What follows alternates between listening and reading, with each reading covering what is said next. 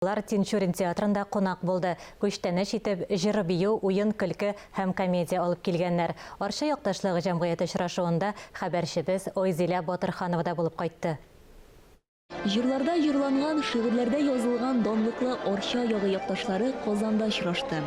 Зур бер гаиләнең озак вакыттан соң күрешеп, хәл-әхвал белешеп, күңел ачуын читтән генә күзәтү аеруча да рәхәт. Бер-берсе белән сөйләшәләр, аралашалар. Күптән күренмәгән кешеләре бар.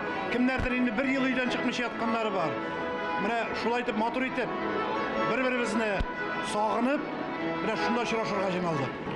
Миннән дә бәхетле кеше юк бүген. Түгәрәкләнеп килгән вакытта, 80 яшь тутырган вакытта, бу минем өчен бик зур бәхет, үземнең туган ягымның шушында кичәсендә катнашу. Сөенешемнең иң беренче шул,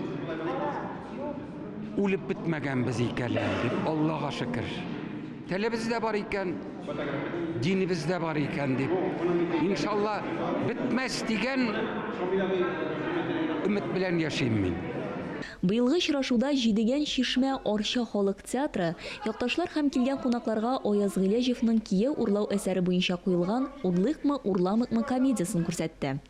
Режиссеры Озат Зарипов. Спектакльдә ир белән хатын мөнәсәбәтләре, гаилә башлыгы ир-ат нинди булырга тиеш кебек мәңгелек сорауларга җавап эзләнде. Тамашачы исә спектакльне бик тә җылы кабул итте. Монда килеп кергәч, үзем дә шушы сәнгать буенча эшләгән кеше буларак, Арчада да, Казанда да, монда бөтенесе таныш. Аңлыйсызмы? Бөтенесе таныш, теге бер белмәгән кеше юк.